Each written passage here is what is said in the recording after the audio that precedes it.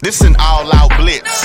Real hard hits, them other podcast trash, we gon' make them all quit. We cover all the topics with intelligence and logic. I know you wanna score, but ID gon' stop it. We from Texas, so that mean that we Texans. Breaking down the X's and O's, our profession. No complaining, just training, you see the progression. They had a Pro Bowl for talk shows, we get selected. We gon' celebrate every win like a birthday. Ray J with the news, first with all the updates. Spin move on the competition, yeah, we juking them. You not really in touch if you not tuning in.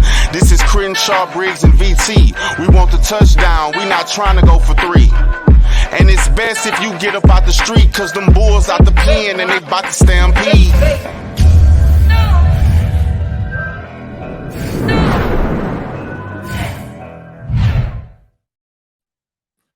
Hey everyone, welcome to the Texans Fan Battle Podcast. I'm your host tonight, Matthew Briggs, and tonight we have a special guest. But before we get into him, let me introduce you my amazing trio. First off, I got the space legend, Mr. VT, What's going on, guys? and always since day one, I got my A1, Mr. Crenshaw. Say what's up to the folks. What up, everybody? How y'all doing tonight? And guys, we got a special guest coming from NBC Sports. He talks everything fantasy football and draft. We got Mr. Connor Rogers. How you doing, sir?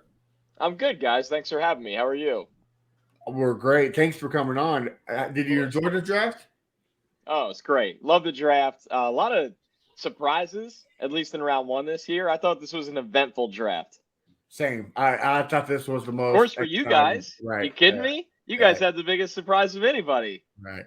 Well, before we jump into Texans draft, what was the biggest outside of the Texans move that you thought this whole draft? I think Will Levis's slide really kind of flipped the draft upside down, because everybody kind of sits there and goes, okay, the top, 10 will go like this when you factor in 4 quarterbacks going in it, and these are the players that'll fall. And with Levis sliding and Hendon Hooker not going in the first round, it felt like none of that really happened. The offensive line run went early.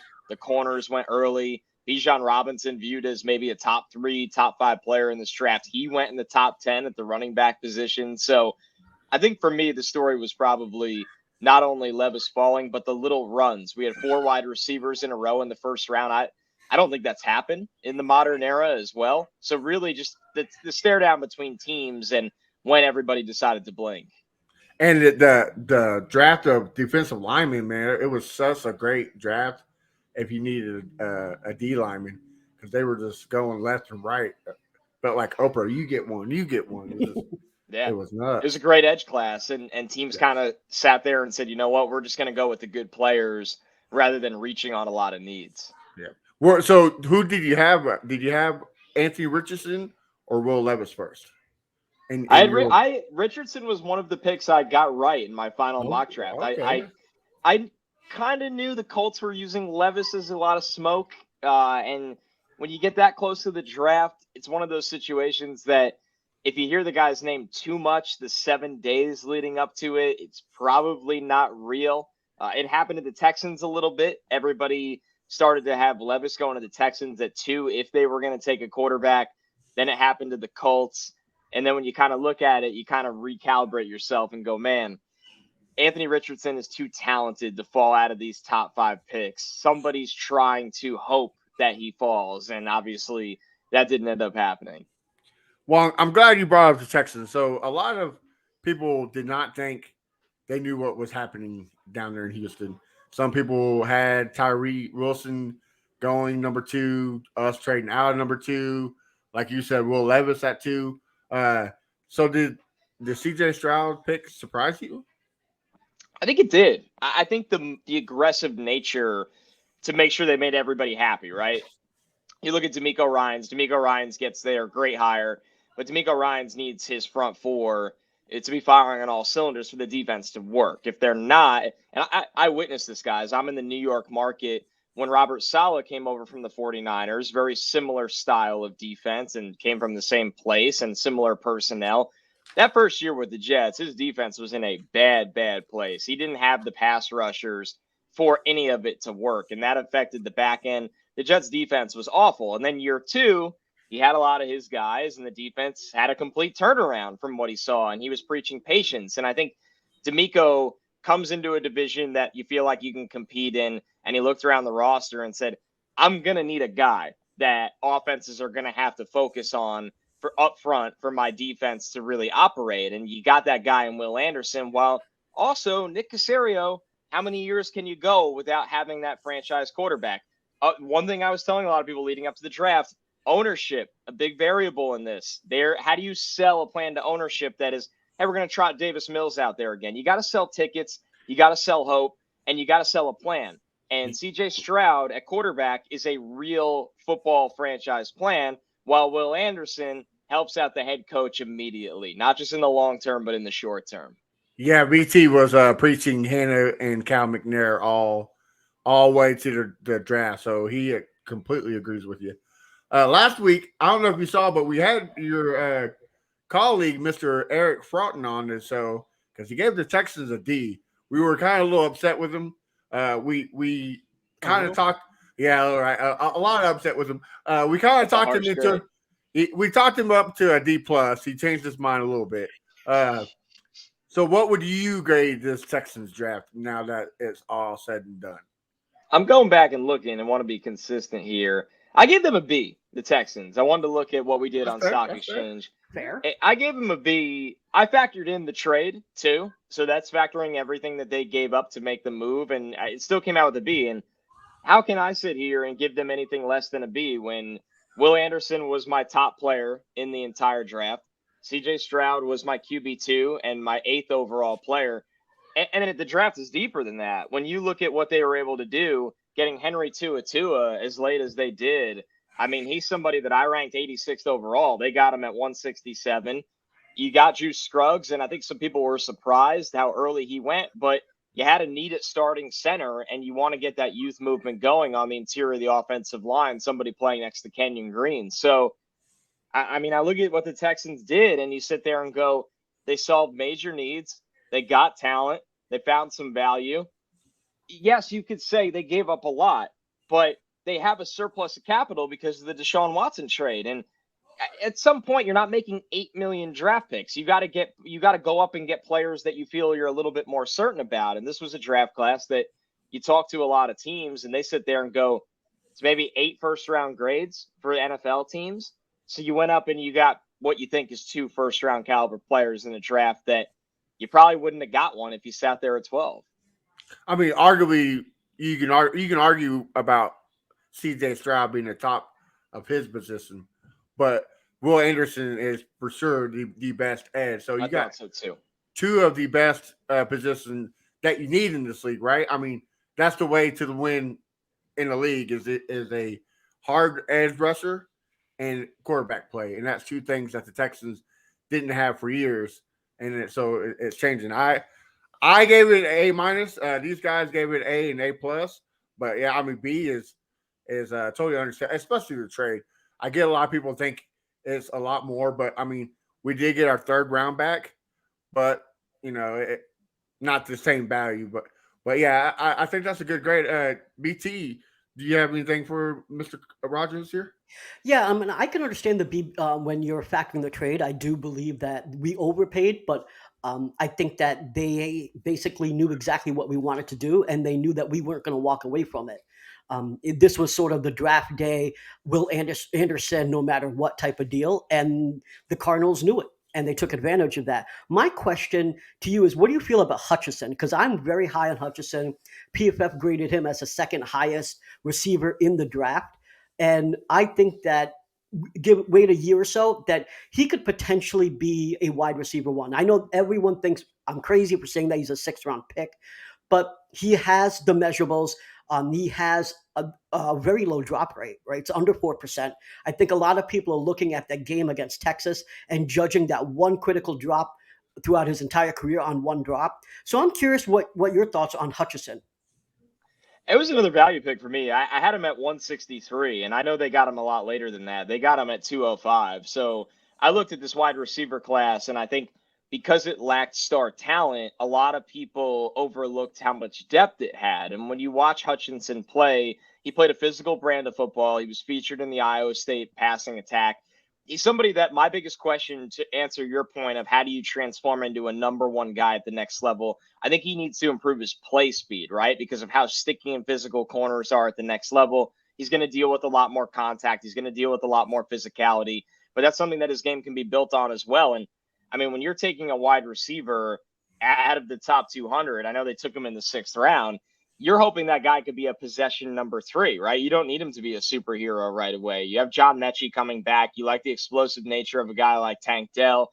You hope that Hutchinson can provide you depth, size, some physicality as well. So that was when you get a guy, 40 spots later than when I had him. I love the value of that. I thought they really did that twice. They did it with him and they did it with Henry To'oTo'o. And those guys, to me, at a minimum, are the first line off the bench in the future, but can probably be spot starters as well. I actually thought To'oTo'o was a future starter, while Hutchinson I liked on the back end of a wide receiver depth chart as a possession guy with a little bit of size. Okay. I like it. Crenshaw, you got anything for Mr. Rogers? Yeah, I want to know, what do you think about Tank? Like, as far as his career, you think he's going to last a while, or is he going to have a short career? It's fascinating, right? We just don't get players this size at the NFL level. And it goes to show you how talented Tank was, because there's really nobody in the NFL, or not consistently, playing at his weight. Yet he went in the top 70 because he was that good of a college player. And it's not just a gadget guy. It's the ability to win over the top, tracking. I love the head and shoulder fakes, the way he could sell vertical routes. He could be a good special teams player as well. In Houston's offense, he was the offense, right? He got 1 million targets. They used him in motion so he wouldn't get hands on him at the line of scrimmage. They found a lot of free releases for him. Dana Holgorsen was excellent at that. And to be fair to Tank, he earned that. There's a reason he was that guy, because he was that dude on the offense that was an explosive play machine. So this is one where I'm really fascinated to watch how his career ends up, because he is an outlier, right? Like Bryce Young being a small quarterback in this draft. A lot of different guys had different outlier reasons. Tank Dell's size is an outlier, but the bottom line is, you look at this league, whether it's a Jalen Waddle or a lot of different guys that have come in recent years. Zay Flowers went in the 1st round. These really small wide receivers are protected in this era of football. You can't hit defenseless wide receivers over the middle of the field anymore. It's not the same game. So that's why the value of a guy like Tank has gone up. And even if he's your number 3, you have a creative offensive coordinator, hopefully, Bobby Slowick, that can scheme him up some quick touches and just get the ball in his hands and get your big blockers out in front. I think Tank will be really, really impactful in that role. It's something where you wonder, when this team has a true number 1 target on the outside that coverages have to focus on, that would create more space for Tank Dell. So it might be a slower rookie year, because he's kind of the guy you look at and go, we can't let him beat us. He's an explosive threat in this offense. But as the Texans add more skill talent throughout this retooling phase in the next 2 years, that's when things can really open up for Tank. So I love that you brought up Bobby Slowick. He had a great beast of a wide receiver in Deebo Samuel. Could you see Tank Dell having that kind of a role where he does a lot of sweeps out of the backfield type of plays for him? That's what you want, exactly what you want to do. Shallow crossers, screens. The 49ers offense traditionally for years, even before Bobby had the kind of role he does, they like to overload a side and kind of clear out space. And that's what made things so easy for Brock Purdy. And when you look at the Texans offense, they should be operating the same way, where things are a little easier for CJ Stroud out of the gate. So you want to do for rookie quarterbacks, where you could do 3 reads, but they're the same side of the field. So it's 1, 2, 3. I don't have to check over to the other side early in the phase. That's where you like Tank Dell, because those quick hitting throws, if you give him space, he can make a guy miss. He can take off for, 5 yards into 40 yards, things like that. So I really do. You look at the defined roles of guys in this offense. I think Mechie can be a really good possession wide receiver because of his ability to separate and play inside outside. While Tank, you like the free releases and go, how do we create space for Tank Dell? Mechie can create his own space in the routes. Tank is a guy that vertically he can, but underneath, you'd like to clear out all that room so he has catch and run opportunities. And kind of like you mentioned down there in the University of Houston, use them in motion. I think that they still utilize that. It'll be a recipe for success. So I love I know a lot of Texans fans weren't happy where we got him, but like you said, he was a great return specialist. He has a Swiss Army knife for the Texans, so I'm happy with it. Right? Or don't you guys have to think like you look at the Texans offense? I always do this when we cover the draft each year and you go through rosters and I go, what scares you? Right? That's what you ask yourself in an offense. The Texans needed somebody that scares you, that when they have the ball or they're in motion, it's eye candy to the linebackers and safeties, and then they have to cheat over to that guy. Like the Texans, yeah, sure, it might have been a little early, and I get the response because he's a lighter guy, and you always worry about guys like that translating. But at least the Texans line up now, and you go, okay, that's a guy that scares me. Will Anderson on defense is a guy we have to game plan around. Tank Dell is somebody that I don't want them giving him free touches with the ball in his hands. And that's a sign of progress to me. Well, and also say Dameon Pierce having a big game, we're going to stack the box. What better than to have Tank Dell there in the slot or out on the outside doing some? I mean, there's so many ways to utilize that tool. I think it was a great pickup. So I mean, I loved it, but like again, Texans fans, you can never. I don't know if you ever been on Texans Twitter, but it's a little toxic. You can never please anybody. My question to you: what did you think about the Horton pickup? Little mixed bag on that one. Horton's a weird player for me. You watch TCU's defense, right, and you go, okay, this is a unit that really played cohesive football this year, and Horton had some splash games. I thought he didn't play very well against Michigan, and that was a game I really wanted to see him go out and thrive in and thrive on. And then you look at him at the Senior Bowl, and I thought he could have done more. So I think when you look at Horton, he's somebody that had some bright spots throughout this college football season for a great defense. And he's somebody that you think can play as a power end at times. He can contain. He's not somebody that's just this pass rush specialist kind of player. But I wanted to see more from him at the Senior Bowl when you had a lot of guys down there, whether it's, Will McDonald beating up on Darnell Wright or players like that just got more. Adetome Adeboare was somebody that had a really, really good week out there. So he's a tough one to figure out for me. I know they drafted Horton at 109. I want to see ultimately where I ended up on him in this draft. I had him at 151. So he was one of the rare picks that I thought was a little early for me. But once again, it comes down to what kind of defense you're running and what you're going to ask of him. And they probably thought, hey, we got our true 3-down pass rush guru specialist. We can play the run in Will Anderson. Now we need to get a little grittier in the trenches with somebody like Horton. So I'm very curious to see what he could do at the next level. Yeah, that's what I thought. I mean, he was 6'4", around 275. I mean, that's a big end.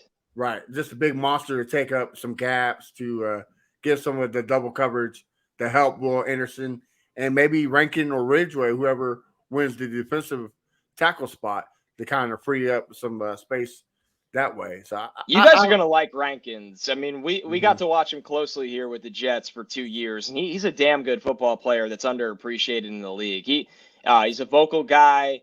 He's explosive against the run, but when it's pass rush time, that's when food is on the table, I would say. You notice a little bit of a different gear with him. Rankins is somebody that'll make a difference for that interior and really help the young guys on the edges. I love the pick, especially in that D'Amico Ryan scheme. He did great with Robert Saleh, so yeah, kind of hand in hand. Good fit. So yeah. Well, Connor, I know you have to head out here, so we want to say thank you for coming on. Why don't you tell our fans where we can find you on social media and what else you got cooking, so that way we can follow you? Sure, at Connor J. Rogers on Twitter, post everything there. The NFL Stock Exchange podcast, we do all the lead up to the NFL draft, and we're still going. We're going to start the next class in a couple of weeks here. It gets pretty crazy. So you can find us on YouTube and then everything written for NBC Sports. It was great talking to you guys. I appreciate you having me on, and best of luck the rest of the way, all right? Thank you, sir. You have a good day. Thank you. Appreciate it. Tell Eric that he graded us too harshly. Please. Yeah, I got a 5 for Otan. I got to give him a buzz. I can't. A D to a D plus is no, it's not fair. You guys deserve better than that. You got it from me. So I'll see you guys. Thank you, Bubba. You have a good night. Thank you. Well, good episode there from Connor Rogers. Guys, make sure you follow him on NBC Sports and the NFL Draft Exchange, Stock Exchange. We'll have another special guest. He should be coming on, Curtis from the Curtis Podcast Network. I know Crenshaw is hoping we got Curtis Lowe so we can, do a jam session, but so far, not happening. Well, He'll guys, be what, on. Well, Oh, I just want to say he'll be on in a minute. It'll be like 5 minutes, but he'll be jumping on shortly. all right. Well, guys, what did you think of Connor's draft grade and comments of the Texans? I think his comments was fair. He laid it out pretty good, just like his colleague did as well. I think his grade is more accurate than the D or the D plus that we gotten. It made sense about what he said. With Tank, we're gonna need someone that people's gonna be scared of, and right now we don't have that guy. So I like what he said. BT, what about you, bro? I think what the way that he graded us was actually, in my opinion, more spot on. Like, I know that I'm more of a fan, so yes, I graded him. I graded the draft at A+, but I can understand why others being a little more objective than I am, and yes, just a little bit, would grade it a B, and it's because of the unknown of where we will be next year. And so I understand that the fact that we gave up that much draft capital to go up, people are going to grade that accordingly. I believe, however, that it won't make a difference because I believe that we will win 7 or more games, and therefore the first round pick that we gave up won't be as valuable as many people that graded it poor. Like, Eric basically believes we'll be picking in the top 3 or top 5. I don't believe that. And I think that if you don't believe that we're picking the top 3 or top 5, giving up a first round pick isn't as bad as people make it out to be. And that's why I think grading it a B is good. Grading it a D basically says that you're predicting that we're definitely going to be one of the worst teams in football next year, and I don't think that's the case. All right. Let me ask you a question, VT. Say hypothetically we still have our first round pick and we won 7 games, like you're predicting. Do you think fans would be mad that we won that many, or they would rather lose, win 3 games and have a high pick? What do you think? I don't think fans will be upset. I think that, listen, there's always be fans who are upset of something, so I should say that. But I think that most fans want to see progress. What that means is that now that we've given up that first round pick, they want us to be good because it doesn't actually do us any good at this point to lose games. It doesn't make any point in tanking because the only way that we get a high pick in the first round is for the Cleveland pick. So it's all based on Cleveland. So if we tank, we're not doing anything, right? So I think every single fan, barring the few 5% of the outliers, but every single fan is going to want us to see winning 7, 8, 9+ games because the only benefit for us not winning as many games is in the later rounds, like the second round or third round, to get a higher pick. But it doesn't help us in the first because our first is only Cleveland's. Yeah. Okay. Well, my bad, Matt. No, But go ahead. Go ahead. okay.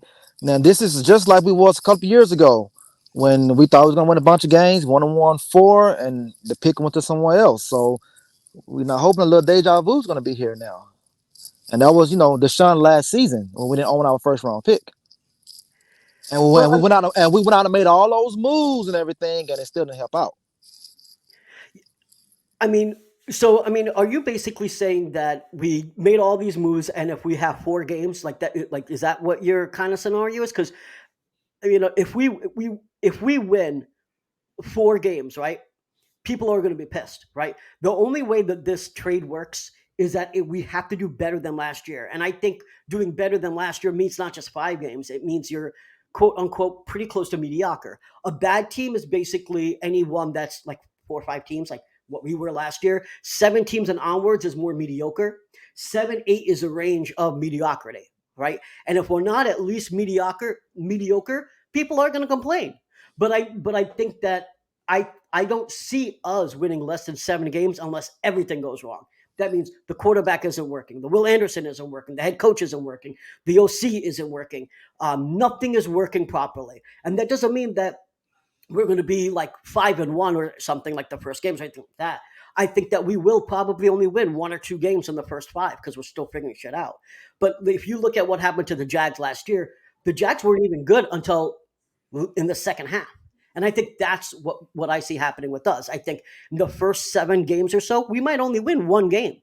But I think we'll add up those wins in the later half of the season. And I think fans have got to have reasonable expectations about that.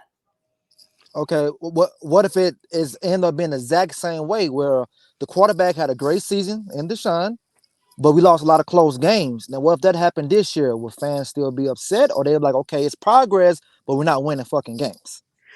I guess you have to ask why. So is it because still the run game? So like last year we were the worst team when it came to run stopping, right? If Will Anderson isn't stopping the run, they'll be upset if he's not doing that because yes, he's gonna get after the quarterback. So if he has like 8+ sacks, people will be okay with that. But if he's not also stopping the run, which is one of the things we're doing, right? When we traded up, it wasn't just get after the passer; he has to help stop the run. Then they'll be upset on was Will Anderson the right pick? Did we give up enough capital? That's when we're going to have to be patient, which I know we're not. Most fan bases are impatient, but that's to see if he can develop to be someone that can get after the quarterback and stop the run. Also, does that mean that Sheldon Rankins isn't stopping the run? Does that mean that we have to add a top DT next year? I think fans also will most fans, at least the ones that aren't just looking at the stat box and actually looking at the games, will see like if the quarterback is doing well, what is going wrong around it, right? And if we can identify what's going wrong, like for example, we're not able to stop the run game, then that's something we can attack and we can fix. If we don't know what's wrong because everything is going wrong, yeah, everyone's gonna be upset, including me. All right. Well, while we got over VT's rant about Texans fans, let's just introduce our next guest, Mr. Curtis Brown from the Curtis Podcast Network. Curtis, how's it going? Guys, I'm having a blast already. I can tell you that. I'm doing well. It's been a pretty solid day for me. Off work, so always a good day to be off work. Yes, sir. Yes, it is. Well, you caught the middle of Crenshaw's question. I'll kick it off to you. If we do only win about 4 games, do you think the fans are going to revolt and be upset like they were during the Deshaun era? Absolutely. I think the Texans fans are starved for success. We had glimpses of it with Deshaun in the early years, and we had a little bit of sustained success during the Gary Kubiak era. And people are just kind of clamoring for that. They see how weak the division is, and they're like, man, we're literally a couple pieces away from just winning this division. So absolutely, I think fans would be distraught. Do I think it's realistic that 5 or 6 wins, 4, 5, 6 wins? Yeah, that's pretty realistic. Yeah. I mean, like, we don't have a team to make a deep playoff run right now. Do you think that 7 wins is real? That's my number. My magic number is 7. And the reason why it's 7 is because I think that's when to me, that's what most fans will consider mediocre, right? And I think that anything less than 7, I think most fans will say "Yeah, we didn't do what we needed to do this year." And I'm not saying that we go in a playoff run. I don't think we can win the division. I think the Jags own this. I hate saying that because I'm still gonna cap on Twitter and say that the Jags suck. Anyone who's watching this, trust me, I'm still gonna say my shit. But I will say that the Jags probably will win this division this year. However, I think that we could come in second place. I think the way that this division runs is Jags, Texans, Colts, Titans. Yeah. And I think that having 7 and possibly a few more wins, like 8 or so, is possible. So, are you saying it's really 5-6? Or are you saying it's 7-8, or anywhere between 6 and 8? I'm saying 5-6 is a realistic, like, fans should expect this, because I think there were several games last year that we should have won if we had just mediocre different coach. play. Right, Yeah. right. Well, I mean, different coach, but Davis. Right. That's what I was going to say too. A different quarterback than Davis Mills. Yeah. Yeah. So, I mean, the cookie crumbles just a slight different way. And we're looking at, 5 or 6 wins last year. And, then we're having a slightly different conversation right now.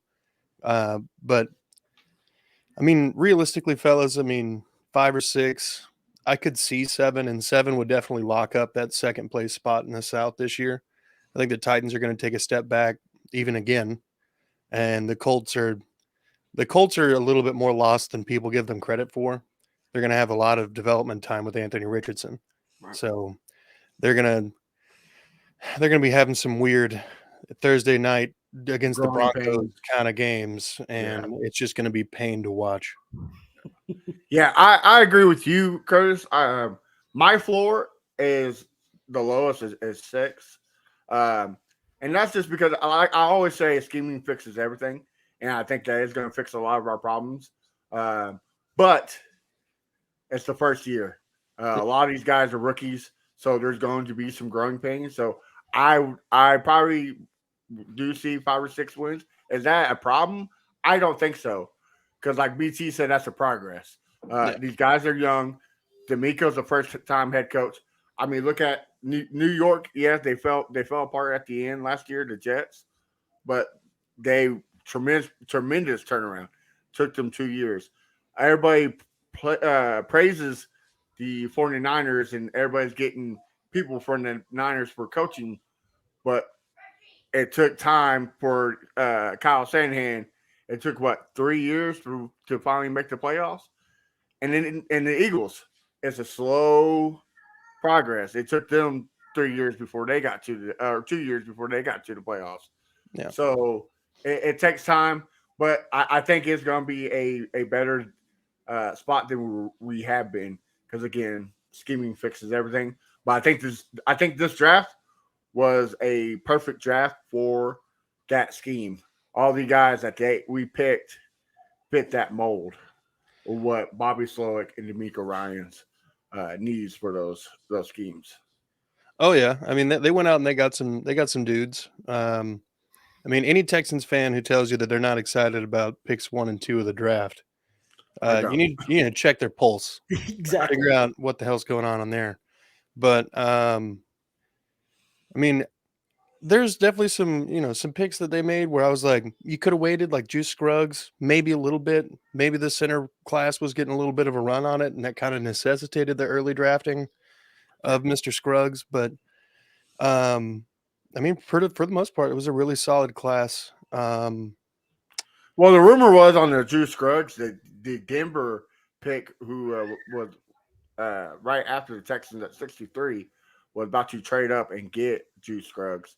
So that's why we jumped over and got them. But they already got Cushenberry. That's just so unnecessary. Right. Can I ask this question? And this is to everyone, but I want to ask this also to Matt specifically, because you talked about the line, right? You started there. Today, in case everyone doesn't know, we extended Shaq Mason. We gave him a 3-year deal. What that means is that we are starting to put a line that could potentially have CJ Stroud have, for most of the people that are here for his entire rookie career, right? So it's not like we're going to keep swapping out dudes on the O-line. That's a positive, right? We already locked up Larry Tunsil for 3 years, and he'll likely sign again. We are planning so far to extend Titus Howard in the offseason, and likely that will be another 3 years. We got Shaq Mason. We have now Kenyon Green and Juice Scruggs. They're on rookie contracts. So for the most part, we're looking for at least 3, and we'll probably re-sign our bookends. I'm sorry, not our bookends, but you know what I'm saying, Titus Howard, etc. Right. So I think we've invested quite a bit in our offensive line. I think that one of the biggest issues last year was that our left guard and center positions, and I think that potential will be fixed, right? We got the Colts guy to be our new O-line coach. We're switching to zone blocking. My question now to you guys after hearing all that is, do you think that we could have a top 10 line? And do you think that CJ Stroud's biggest issue was under pressure? Do you think we're going to see the problems result of CJ Stroud under pressure? Or do you think our line can actually keep him protected where we can see the best of CJ Stroud? So that's one of the reasons why we picked Juice Scruggs, right? He was the best pass blocking center in the draft, rated 93 PFF and pass protection. So I think that's what they're game planning. Top 10, maybe. I say top 15 at least. The only reason why is because look at last year, the Colts, they fell tremendously. A whole bunch of good lines. The Patriots line, they all fall. So the play for a lot of top lines throughout the year has fallen. And we, like you said, we went to zone blocking, which is a great way to improve any line. So I think, I say top 15. Crenshaw, what about you? What do you think? Well, what they getting paid, they need to be a top 10 offensive line. But I'm going to go with I say 12 because, like Matt said, the zone blocking fits a lot of things. Zone blocking hide a lot of players that aren't good on the O line. So I say top 12, and they're going to help out the quarterback. And I think he's going to do good because I don't want him to get those early happy feet, and we're going to start criticizing him real fast. Yeah. Most definitely. Curtis, what about you, bro? All right, so zone blocking makes a lineman's life so much easier. Instead of having to worry about your gap responsibilities or do I have to go reach the backer this play, it's literally, okay, who's to my right? Who's to my left? I have to get one of those two people. Mm-hmm. So it's going to make everything dramatically simpler. Do I think that it's going to help us get a top 10 line? I think that's a little optimistic. Top 15 makes sense. But I expect some of those lines that had a little bit of a falling off last year to kind of bounce back. I mean, the Colts pay so much money for their offensive line, and they invested some capital in theirs too. So I expect theirs to be a little bit of a bounce back year for them in terms of the offensive line play. The Jaguars have a really solid offensive line, so I think we'll be a much improved bunch on the offensive line, and I think Kenyon Green will benefit from Shaq Mason and Laramie Tunsil being there. So I mean, yeah, there's a lot of brightness, but top 10 is a little bit pushing it for me. I mean, yeah, and like, we always say that Kenyon Green was terrible last year, which he was. But that garbage system, like you said, Curtis, it relies on the left tackle and the center. And last year we had god awful center and BT's boy, Quisenberry. Quisenberry. I think Scruggs automatically improves that, at least in the pass blocking, and that's what he felt at. Green's problem wasn't really the run. In the run, he did excel a little bit, but the pass blocking was what hurt him. And again, zone blocking. So now, if you can learn from how to do a great pass block from Scruggs, Laramie Tunsil, and Howard, and now you got Shaq Mason with a guy who had a top 15, and I know last year it was ranked 28 for the Colts. Yeah. But the years previous he was top 10, top 15. So he has a recipe for success on the offensive line. So you mix all together, it's hard not to say that they're going to improve, especially from what they were ranked last year. Yeah. So, Yeah. I mean, I think there's going to be growing pains for every rookie we've got. So I think everybody needs to understand that and be like, hey, we can't expect them to come out and be all pro level immediately. Right. So there's going to be some growing pains. He might be the best, graded center at pass block in the whole class, but he hadn't played in the NFL yet. True. I get that. Right. But so we don't know. It's still a way impactful player than Quisenberry. Quisenberry is one of the reasons why Mills got killed 90% of the game. Yeah. So, and plus because he sucks, but yeah. But speaking of rookies, I jumped on a space with VT a couple days ago, and they were talking about CJ Stroud's stat line. So, Curtis, I'll kick it off with you. What do you think his stat line would be, and what is a kind of a good measuring stick for his rookie year? Okay, good measuring stick. You want interceptions below like 12. That gives you the wiggle room to be like, all right, we can tweak a few things and fix that and get that in single digits, and then we got a quarterback on our hands that's going to take care of the ball. Realistically, though, I think he'll probably be about 3,500 yards, maybe to 4,000, depending on if he plays the full 17-game season. Probably in the neighborhood of like 25 touchdowns, probably 12 to 14 interceptions. I think he's going to have some growing pain games because there are some pretty solid defenses in the NFL.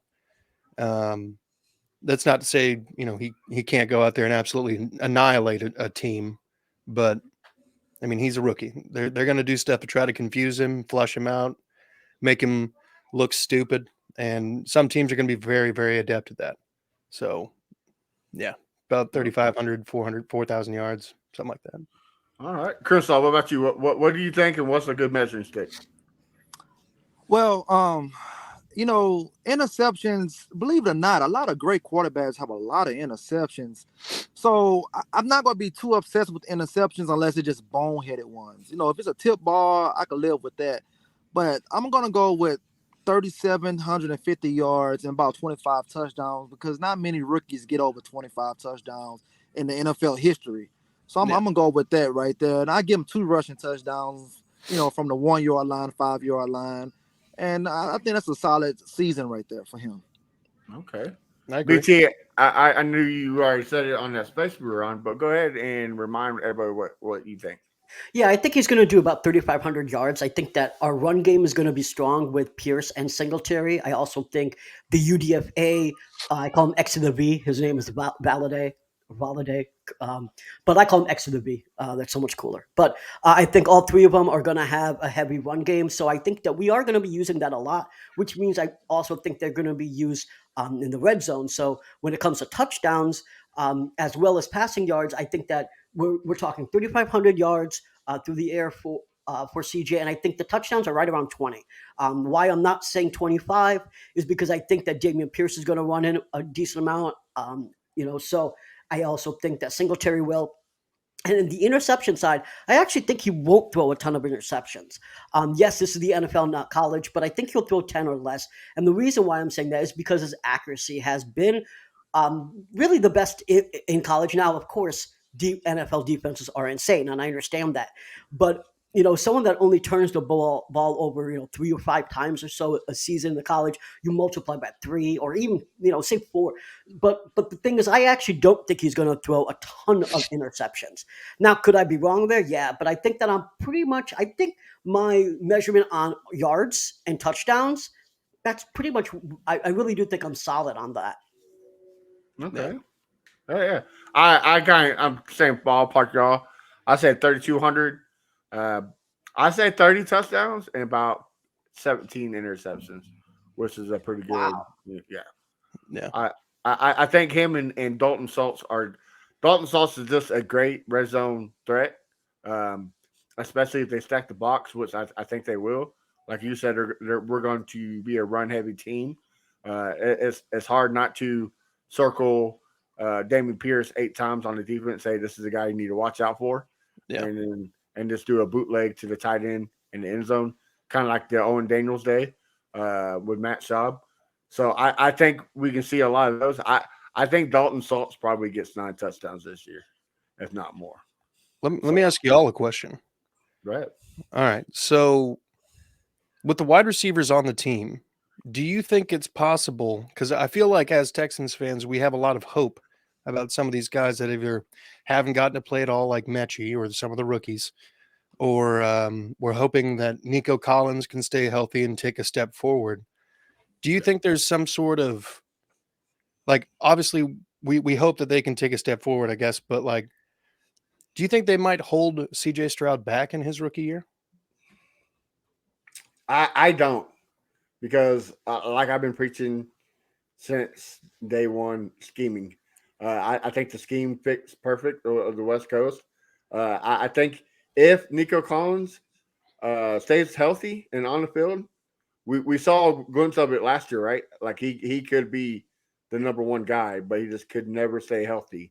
And also, you had a quarterback who threw to him like he was 8 foot tall instead of 6'3". So I think if he stays healthy, I think he has a great year and goes over 1,000 yards. So I don't think it hurts it. Crenshaw, what were you going to say? I think it depends on where the buy is at. If the buy is early, I can see him holding him back. But if the buy is late, they might let it rip a little bit. But I won't be mad if they do hold him back because I want this guy here for the long run, not the short run. Yeah. Right. Yeah. BT? I don't think that the wide receiving room is as bad as people think. Bobby Trees, who didn't have a lot of yards because of who the quarterback was. They were barely passing. And so I think that we could see Robert Woods having anywhere between a 700 or even a close to 1,000 yards. And I don't think that's just me being a fan. Like, I actually think that he'll probably be wide receiver one, and I see that as a strong possibility. Nico Collins, listen, I'm not shitting on him. I have to preface this every single time because in the space people always yell at me. Got his signed rookie jersey before we even got the number 12 over there. It's 84. Not shitting on him, but he hasn't been able to stay healthy either year. So I could see Xavier Hutchinson kind of taking over that role. Not right away or anything, but I think that everyone is sleeping on Xavier Hutchinson. I think we got a steal out of Xavier Hutchinson. I'm very high on him. So if Nico Collins can't stay healthy, I think that Xavier can be that other dude. John Mechie, as long as he's healthy, I think that he could be a beast out there. And obviously Tank Dell is going to be that speedster who's going to cut on a dime and run those jet sweeps and actually be that dump off guy that even Connor said, can take those 5 yards and turn it into 50. So I think that with the group of receivers that we have, we're not as bad as people think. Now, do we have that true wide receiver one like a Jamar Chase or a Stephon Diggs? No. But the thing is, when you look at all of these receivers combined, I do think it's enough to get a real good look on what CJ Stroud should be. And then next year, whoever we get, let's say it's Ibuka, right? I'm probably murdering his name. I apologize. But say it's Ibuka, right? Then you have another true wide receiver one. And now your room, honestly, is pretty damn good.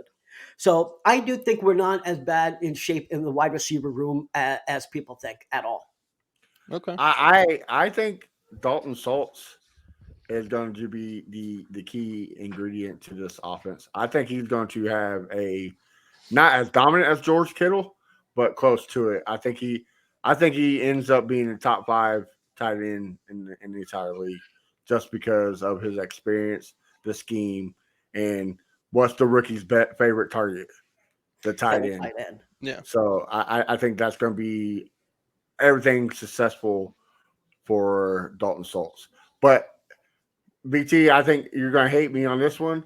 I was going to try to save it for preseason, but I think Bobby Trees gets cut preseason. I really do. I think. What? Yes, I guaranteed money too. I don't think see that happening. I think Rodgers, Brown, and all these young guys. I mean, are we going to keep eight receivers? I think you should have. I think you should have hit the hot take button before you said that, because I think. Listen, I didn't love the Robert Woods pickup, but I don't think that he's going to get cut. Are we keeping 8 receivers? No, we're probably keeping six. But I don't think Noah Brown potentially doesn't make it. I don't know if Amari Rodgers makes it. I don't know if Smith makes it. But I don't think they're getting Robert Woods. I think they got Robert Woods specifically because he knows the scheme and because he's going to be the vet presence teaching everyone else what's going on. And trust me, Max, I agree with you.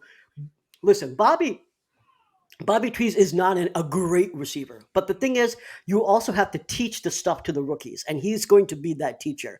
And I think that he knows the scheme so well that he's going to find himself open because more than other receivers, because he knows that scheme.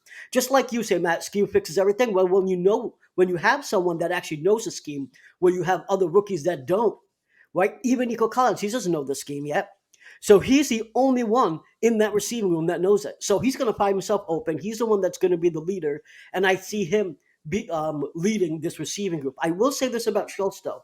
I think you're right about Schultz having the most amount of receptions, but I don't think that leads to the most amount of yards because I think he's a dump off where you're throwing to him to convert on third down. So, he takes at 3rd and 5, he takes it. He may go another 2 yards after catch. So he'll turn that 5 yards into 7 yards. But he's not the guy that's going to turn 5 yards into 50 like a Tank Dell. So he'll have the most amount of receptions, but not yards. Well, I mean, that's George Kittle and Travis Kelce, too. They're not the guys who take 5 yards into 50 yards either. But they're guys who find a way to get open. And I think that's Schultz. I don't think it's going to be, anything massive, but I think he's going to be a top 5 type. And that's not hard to do in this league anymore, right? I mean, to be a top 5 out of Andrews, Kelce, and Kittle, who else is there really? I mean, there's Njoku. Njoku hasn't really done nothing in the last couple of years, really, he can't stay healthy. And the guy from Gronkowski's retired. Brait is no longer there. I mean, it depends on how you feel about Darren Waller and Ingram. Yeah, there you go. Darren Waller, too. Darren Waller moved over to the Giants. I think he's going to get a lot of yards with Daniel Jones using him as a massive receiver, essentially. So, I listen, like I'm saying, I think Schultz is going to be a huge playmaker for us. All I'm saying is that it won't lead to yards necessarily. Like, I don't see him adding up the yards, but receptions, yes. I think he's going to be probably the number one target on third downs. Like, it makes sense for him to be utilized that way. I can see Darren Waller being, up there. All depends on that injury. I mean, he's been hit with the injury bug the last couple of years too. So same thing, and that's the only reason why I believe Bobby Trees is going to get cut too, is because he's never had a full in his whole career. He has not played a full year. No, he played every single game last year. For the Titans, no, he was out several games. Did he? I thought he was out for one game, I believe, right? He was out a couple because they had that Westbrook Ikone for. Yeah, Westbrook Akine started a few games. A couple games. I will say one thing about Robert Woods, and this is Rodney Bryce that brought it up. Woods is a great blocker, though. So in this scheme, blocking is considered critical, right? That is something that both Noah Brown and Robert Woods has. That is the reason why Noah Brown could make it. That is the reason why they signed Robert Woods, though, knowing the scheme as well as being a blocker. So, great point by Rodney Bryce. He's a blocker, and I know that he is not that crazy, flashy talent that you want to see for your wide receiver one. But I think that I'm not going to be upset either way. We keep him or let him go. I can see us getting. I mean, if Rodgers comes out here and Brown comes out and he kills training camp and preseason, and Woods is just still nursing that injuries, I could see him letting him go. I mean, that's when I want to slap Nick Casario in the face, because he gave him $10 million guaranteed. So we cut him. That $10 million is just in the toilet. Go ahead, Chris. All right. So first, our franchise, the Texans franchise, loves to pay money to people. Right. I mean, we paid $20 million for David Culley to sit on the sidelines or to sit at home last season. So I mean, we don't care about that's not a cap hit. I mean, I know, but it's still $20 million you're handing to somebody who has now nothing to do with the organization. So that to me shows a willingness to just cut ties when it looks beneficial. Robert Woods, he's back from that injury. By the end of last season, he had like his best couple games for the Titans all season. So I think he's already back from that injury. I don't think injuries are going to be that big of an issue with him unless he gets hurt again. And age, that is a higher possibility. Yeah. But I mean, I'm not saying it will. I'm just saying I can see you go either way. I'm not saying it's for sure a cut, but right. And I wouldn't be surprised if they cut Robert Woods, not for no other reason other than we got these young dudes who need a shot and who need the work. But I mean, in reality, we do need a vet presence in that wide receiver room, and he is that guy to do that. So I would prefer that he stays on the roster, but it wouldn't surprise me if they cut it. Yeah, I think Nico Collins will get cut before Robert Woods get cut. I think that's highly likely. I think Nico's been on the bubble. That's okay. You guys, give me your sits you think going to make the team. Before anyways, I just want to clarify because I had to look this up. I knew I wasn't wrong on this one. Robert Woods did play all 17 games, but he didn't start in 2 games. So I don't know. So he was available. He was healthy in all 17 games. He just didn't start in 2 of them. So that I just want to clarify. Sorry, Crenshaw. Okay. Sorry about that.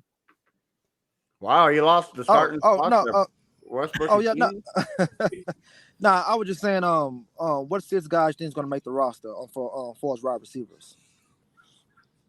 For sure. I mean, obviously Dale Hutchinson, and I think Noah Brown is a for sure guy who's going to make the roster as well.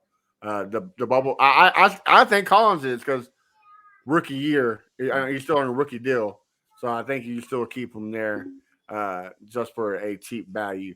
But I think guys on the bubble for sure is Rodgers, right? He's a guy who's kind of been tossed around a little bit. everybody was hoping he would make a splash last year, but didn't. So I wouldn't be surprised if he doesn't make the cut. Yeah, I'm gonna say I think Robert Woods. In the beginning, Nico Collins might. No, I'm gonna. You said definite, right? So Robert Woods, Tank Dell, John Mechie, All right, uh, Mitchie. Xavier Hutchinson, um, and those are the definites, right? Nico Collins, Noah Brown, they're a maybe. Sims is a maybe.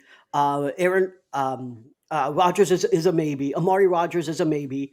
Those are the rest are maybes. Those are the four that I can see pretty much making the squad. Like I said, Nico, it's a maybe, not just on health, but he doesn't have great separation. He was supposed to be that 6'4", 200-pound contested catch guy. But if you can't stay healthy and you don't have that speed already, right? Like that 40 time showed his speed, but I didn't see it on the field. So if you can't do that, I think Xavier may take his spot too. So like Nico Collins is honestly very, very, very questionable to me. To me, the locks on the roster, Mechie, Dell, Brown. I could see Hutchinson getting practice squatted, but for this purpose, I'll say he makes the active roster. I don't think Sims makes it. I think Woods will make it.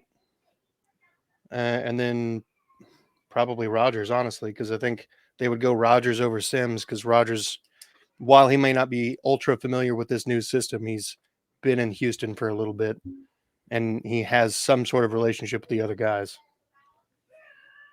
Yeah. I will say, I guess it's Rethral. I don't know how to pronounce that. Is saying Sims can do returns. I mean, honestly, Tank Dell has got to be a returner. I mean, that's one of the best things about Tank Dell, besides his offensive play, is a special teamer. I'm saying that, and we also brought Tavarius Thomas back too. So Right. I mean, he's proven that he can take one back to the house. So yeah, right, and I think we have better special teamers there as well. Valladay's fast too. I bet he could be put in that position too. So I don't think Simpson's really a camp body to me. I don't even consider him in the equation. I don't think he makes a squad at all. So I don't want Tank Dell doing anything special teams. I need Oh, to you're save crazy, those. man. I need to save those hits, man. I don't want him on special teams at all. I think maybe I think maybe it's like a playoff how we did Will Fuller, playoff time, but I don't want him taking those hits, man. I think he's gonna be a Tyreek type of player where that's what he gets most of his first couple of years is special teams, and then he turns it on and becomes the speed receiver that we know he could be. I see him be a Tyreek Hill. Yeah, that's how he made it. That's how he made his All Pro his first year. So yeah, I can see that. That's actually what AD, shout out to H-Town Rundown. That's what AD was saying, that he thinks he'll do special teams. But I say the reason why I don't think that will be the case is because look at what they did in order to get him. They not only traded up, but they passed over Cedric Tillman, Josh Downs, and Jalen Hyatt to get him. Right? Mims too, or was Mims already taken? I think Mims was already taken. Yeah, Mims was already gone. Yeah, so they passed over 3 other receivers to get Tank Dell. And so I think they chose him particularly not just for his return ability, but for his playmaking ability right away for CJ Stroud. So I can understand why people think, let him go off special teams and then learn on the offense. But I don't think that's the case. I don't think that's what they're thinking. I think that he's going to be the hella special teams player. I think that he can bring back a touchdown his very first year as a special teamer. And I think he could have as much as 600 or 700 yards his first year on offense. I think people are diminishing the what he brings to the table because he's a rookie and because he's small. And I think that because we don't have other huge playmakers, that he will get a lot of that shit. Like I really believe he's going to be pretty. And big. the West Coast scheme too. A lot of people sleeping on the West Coast scheme, right? Especially with the sweeps and whatnot that they can utilize this speed with, like Connor was saying. So I kind of agree with you. Well, fellas, like the wise words of Crenshaw, this is the worst part of the show because it's the end. Curtis, man, thank you for coming on. Why don't you tell everybody where we can find you on social media and what you got cooking so that way we can follow you? All right. You can follow the Curtis Podcast Network on Twitter at Curtis PD Network. All of our stuff is put on YouTube. So if you got YouTube, open it up, search Curtis Podcast Network, or you can search this AFC South show, or, pretty much any AFC South team, and we'll pop up eventually. We're on Facebook, Instagram as well. So we got a live stream of the Jags podcast Duval Thursday coming out tomorrow, and then a For the Shoe Friday going to be dropping early Friday morning. So yeah, that's what we got coming down the pike for the foreseeable future. All right. Well, we'll definitely keep an eye on that. VT, what about you? You can find me at Brown Chubby Bear on Twitter, and you can find my articles on fanbattlesports.com. Me and my good friend Leo, that's at Leo is Forgiven on Twitter. We have started recording our spaces and editing them into 45-minute digestible podcasts. So if you only watch this and you're not listening to this and you don't subscribe to us on Spotify or any of the other podcast platforms, go ahead and subscribe to the Texans Fan Battle podcast, because that's where you'll find the stuff that we do. We call it Texans Fan Battle After Hours. It's been pretty fun. You can come on Twitter and engage, and you can be part of that podcast as well. So that's what we got cooking. Crenshaw, what about you, brother? Yeah, you can find me at Fifth Ward Crenshaw everywhere. And like VT say, the after hours, it's for the ground and sexy, so get a little kinky in there. Mr. Curtis Brown, are you kin to the Chris Brown, the kicker we used to have? No, I'm not. That'd be funny though. It was No, when I was a senior in high school, there was a Curtis Brown who got drafted by the Steelers and played safety for Texas. And my mom called and freaked out and was like, "Oh my God, you just got drafted!" And I was like, "No, I didn't. Calm down." All right, guys. Well, until next week, you can check out all my stuff, A1 Day One Texans, and make sure you check out the podcast at Texans Fan Battle podcast on everywhere. And also make sure you check us out on the Fan Battle Sports Network. You can go on the website, www.fanbattlesports.com, and you find all of our great shows like this one, the Colts Fan Battle, the Jaguars Fan Battle, and the Titans Coliseum. So make sure you check that out. And guys, until next week, have a great night. This is Crenshaw, Briggs, and VT. We want the touchdown. We not trying to go for 3. And it's best if you